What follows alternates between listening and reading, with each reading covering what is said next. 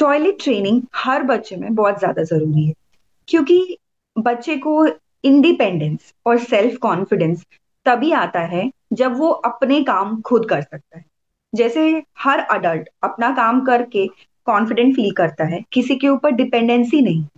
जैसे ही बच्चा toilet train हो जाता है, बच्चे को एक फीलिंग ऑफ इंडिपेंडेंस आती है, बच्चा हाइजीन के लिए अवेयर होता है, बच्चे को सेल्फ कंट्रोल आता है, बच्चे को काफ़ी टाइम डायपर फ्री मिलता है और बच्चा आराम से अपने हिसाब से कहीं भी, कभी भी आ जा सकता है, बिना डायपर्स के। टॉयलेट ट्रेनिंग शुरू करने का सबसे सही टाइम होता है around 18 to 24 months of age, जो कि 1.5 से 2 साल तक करस्पॉन्ड होता है।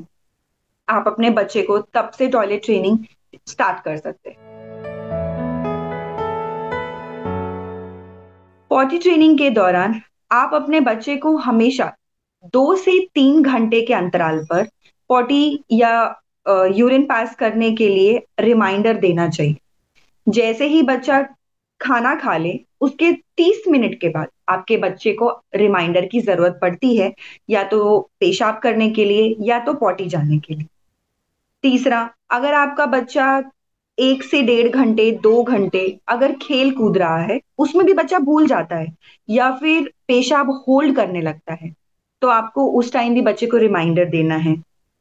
चौथा, अगर आपका बच्चा 1.5 से 2 घंटे तक स्क्रीन के आगे चिपका हुआ है, स्क्रीन टाइम दे रहे हो आप, उसके बाद आपको उसको याद दिलाना है कि उसको यूरिन या पॉटी के लिए जाना चाहिए। बच्चे को पॉटी ट्रेन करने के लिए सबसे मेन आइडल होते हैं जो लोग घर में होते हैं, स्पेशली मदर एंड फादर। बच्चे हमेशा वही चीज़ सीखते हैं जो वो अपने मम्मी-पापा से देखते हैं। तो जैसे ही बच्चा 1.5 से 2 साल का हो जाए और आप उसको टॉयलेट ट्रेनिंग देना स्टार्ट करते हो, तो सबसे पहले आपको अपने बच्चे को बताना है कि टॉयलेट ट्रेनिंग क्यों ज़रूरी है। हो सकता है कि आपको ऐसा लगे कि बच्चे को समझ में ना आ रहा हो, लेकिन फिर भी आपको बताना है कि बच्चा बहुत टाइम तक डायपर फ्री रह सकता है, बच्चा खुद से अपने सारे काम कर सकता है। जब आप खुद वॉशरूम यूज़ करते हो, तो जैसे ही फ्लश का जो साउंड होता है या फ्लश कैसे करते हैं, आपको ये सब कुछ अपने बच्चे को बताना है। ऑल्दो बच्चा टॉयलेट सीट यूज़ नहीं भी कर रहा है, तो भी आप उसको just for fun flush on करके दिखाओ कि ये फ्लश है, क्योंकि कई बार बच्चे फ्लश के साउंड से भी घबरा जाते हैं। तो आपको बच्चों को फ्लश के साउंड से फ़ेमिलियर बनाना है। इसके बाद आप बच्चे को पूरा ड्रेस करके ही टॉयलेट सीट के ऊपर बिठा सकते हो, ताकि बच्चे को टॉयलेट सीट से भी फ़ेमिलियरिटी आए। फिर आप बच्चे को बता सकते हो कि बच्चा अपना पैंट कैसे ड्रेस कर सकता है, कैसे पहन सकता है, कैसे उतार सकता है, सो दैट ये सारी चीज़ें उसको प्रिपेयर करेंगी कि वो टॉयलेट खुद से कैसे यूज़ करे। बच्चों के लिए टॉयलेट एक्सपीरियंस बहुत ही न्यू होता है, क्योंकि काफ़ी टाइम तक वो डिपेंडेंट होते हैं अपने पेरेंट्स के ऊपर। जैसे ही आप टॉयलेट ट्रेनिंग शुरुआत करते हो, तुरंत ही बच्चा घबरा जाता है कि इतनी बड़ी टॉयलेट सीट पे मैं कैसे बैठ सकता हूँ, या तो फिर उसको फ्लश के साउंड से डर लगेगा, या तो उसने कभी भी खुद से अपनी अपनी पैंट पहनना, अपनी फ्रॉक पहनना मतलब सीखा ही नहीं होगा। तो हमें बच्चों को पहले तो स्टोरीज़ के फॉर्म में बताना है, और डिफरेंट-डिफरेंट छोटी-छोटी स्टोरीज़ बना सकते हो कि कोई टॉयलेट यूज़ कर रहा है, या फिर अगर आप टॉयलेट यूज़ करते हो, तो आप अपने बच्चे को अपने साथ लेके जाओ कि देखो अभी ये टॉयलेट सीट है, ये फ्लश है, ये हैंड वॉश एरिया है। आप बच्चे को ऐसा प्रिपेयर करो। उसके बाद आप बच्चे को ऐसा बताओ कि ये सब कुछ नॉर्मल है। ये जो वाटर का साउंड आ रहा है, ये फ्लश का साउंड है, जिससे आपका टॉयलेट सीट क्लियर हो सकता है, क्लीन हो सकता है। और आपको बच्चे को बताना है कि ये एक नॉर्मल चीज़ है। अगर आप स्टोरीज़ के फॉर्म में, वैसे तो मैं स्क्रीन टाइम के लिए बिल्कुल ही मना करती हूँ, बट इन केस अगर आप बच्चे को कोई वीडियोज़ या ऐसा कुछ दिखा रहे हो, तो आप उसमें भी छोटी-छोटी स्टोरीज़ बच्चों को दिखा सकते हैं, जहाँ पे टॉयलेट ट्रेनिंग यूज़ करी जाती है। तो बच्चों का डर जो है वो थोड़ा कम हो जाएगा।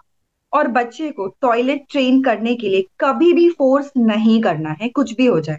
हर बच्चा अपने आप में स्पेशल है और हर बच्चा अपने आप में डिफरेंट है। कोई बच्चा 1.5 साल की उम्र पे टॉयलेट ट्रेन हो सकता है, कोई बच्चा 2 साल पे, कोई 3, कोई 4।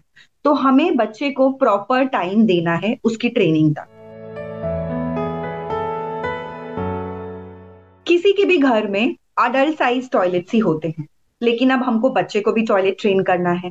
इसके लिए हम काफी स्पेशलाइज्ड बेबी टॉयलेट सीट्स आती हैं, हम वो खरीद सकते हैं। उसमें एक प्रिकॉशन रख सकते हैं कि जो टॉयलेट सीट्स हो उसमें हैंडल्स हो। अगर बच्चा हैंडल वाली टॉयलेट सीट पकड़ के बैठता है तो वो बच्चे के लिए बहुत ईजी हो जाता है, क्योंकि उसको ऐसा लगता है कि उसको कुछ ना कुछ सपोर्ट मिला हुआ है।